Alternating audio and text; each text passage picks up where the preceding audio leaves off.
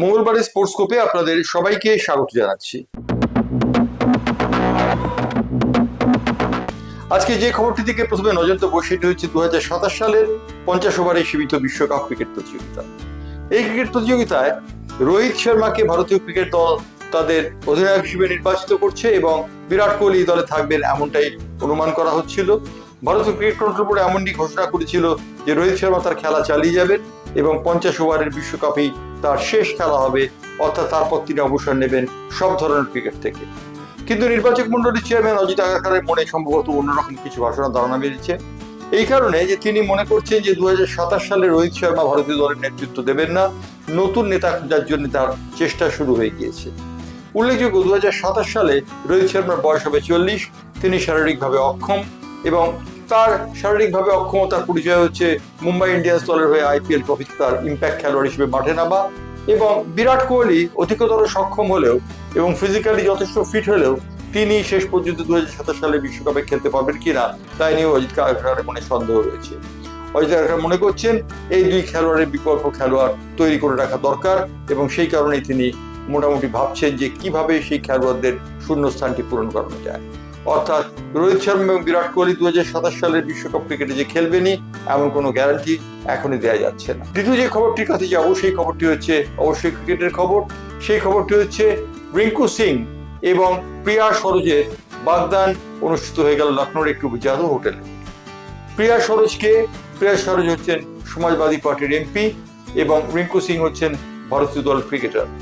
এই দুয়ের আমন্ত্রণে উপস্থিত ছিলেন ক্রিকেট জগতের রথী মহারথীরা, ছিলেন সাংসদ এবং রাজনীতি জগতের মানুষেরা, ছিলেন অখিলেশ যাদব, ডিম্পল যাদব এবং অবশ্যই সমাজবাদী পার্টির যিনি সাংসদ সেই জয়া বচ্চন। উপস্থিত ছিলেন ক্রিকেট বল থেকে রিঙ্কু সিং এর ছোটবেলার কোচ এবং তার সহ খেলোয়াড়রা, ছিলেন শশাঙ্ক সিংও।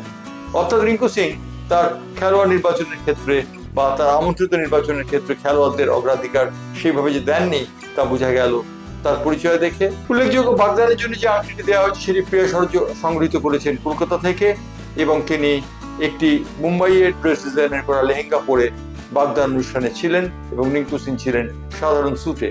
রিঙ্কু সিংকে দেখে চেনাই যাচ্ছিল না, কারণ সাধারণ ঘরের এই ছেলেটি সেদিন একটু অভিজাত চেহারার পোশাক আশাক পরেছিল এবং পোশাক আশাক পরে সেদিন রিঙ্কু সিং প্রিয়া সরোজের সঙ্গে বাগদান পর্বে যোগদান করে। আজ এবার আসি ফুটবলের খবরে। আজ ফুটবলের লড়াই ভারত এবং হংকং এর মধ্যে। এই ফুটবলের লড়াইটি হচ্ছে এশিয়ান এফসি কাপের জন্য। এশিয়ান এফসি কাপে কারা যোগ্যতা অর্জন করবে, ভারত না হংকং, সেই ব্যাপারটি নিষ্পত্তি হয়ে যাবে আজ। যদিও ভারত এবং হংকং এর আগের খেলাগুলিতে ভারত একটি ম্যাচ জিতে আছে বেশি হংকং এর থেকে। হংকং 8টি ম্যাচ জিতেছে, ভারতীয় দল 9টি ম্যাচ জিতেছে, বাকি ম্যাচগুলি তাদের মধ্যে অমীমাংসিতভাবে শেষ হয়েছে। মোট 25 বার ভারত এবং হংকং মুখোমুখি হয়েছে। আজ হংকং এর কাইটেক স্টেডিয়ামে এই ম্যাচটি অনুষ্ঠিত হচ্ছে। দর্শকরা খেলা দেখতে পাবেন ফ্যান কোডের মাধ্যমে এবং ফ্যান কোডে এই খেলাটি অত্যন্ত গুরুত্বপূর্ণ এই কারণে যে এই ম্যাচটিতে যারা জিতবে তারা এফসি কাপে যোগ্যতা অর্জন করবে মূল পর্বে খেলা। ভারতীয় দলের জন্য 42 লক্ষ টাকার পুরস্কার মূল্য ঘোষণা করেছেন কল্যাণ চৌবে, ভারতীয় ফুটবল ফেডারেশনের যিনি সভাপতি।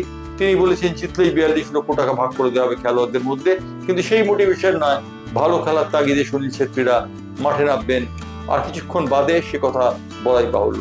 খেলাটি হংকং এর সময় এবং ভারতীয় সময় অনুযায়ী, হংকং এর সময় অনুযায়ী 5:30টায় এবং ভারতীয় সময় অনুযায়ী সন্ধ্যে 6টায় শুরু হবে বলে জানা গিয়েছে।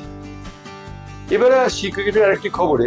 ক্রিকেটের আরেকটি খবর বলতে ভারত ইংল্যান্ডের সিরিজে যে এতদিন পর্যন্ত পতাব্দী ট্রফি দেওয়া হতো সেই পতাব্দী ট্রফির নাম পরিবর্তিত হয়ে যাচ্ছে। নাম হচ্ছে টেন্ডুলকার অ্যান্ডারসন ট্রফি।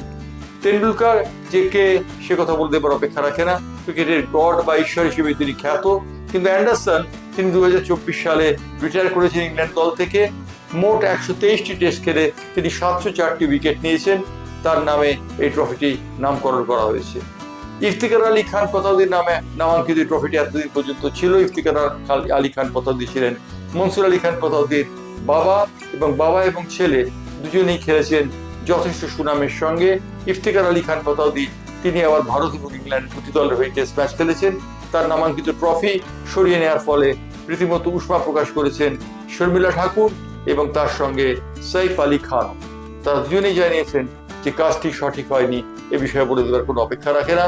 ভারতীয় বোর্ড এবং ইংল্যান্ড এবং ওয়েলস ক্রিকেট বোর্ড একটি যৌথ সাংবাদিক সম্মেলনে এই কথা জানিয়েছে, অর্থাৎ এবার যে ভারতীয় দলটি শুভমন গিলের নেতৃত্বে লড়াই করছে তারা চ্যাম্পিয়ন হলে পাবে এই মুহূর্তে সচিন তেন্ডুলকর অ্যান্ডারসন ট্রফি, তারা আর পতঞ্জলি ট্রফি পাবে না, কারণ পতঞ্জলি ট্রফি অবলুপ্ত করে গেল। এই ছিল আজকে স্পোর্টস স্কোপের খবর। স্পোর্টস স্কোপ নিয়ে আবার ফিরবো আগামীকাল, অর্থাৎ বুধবার।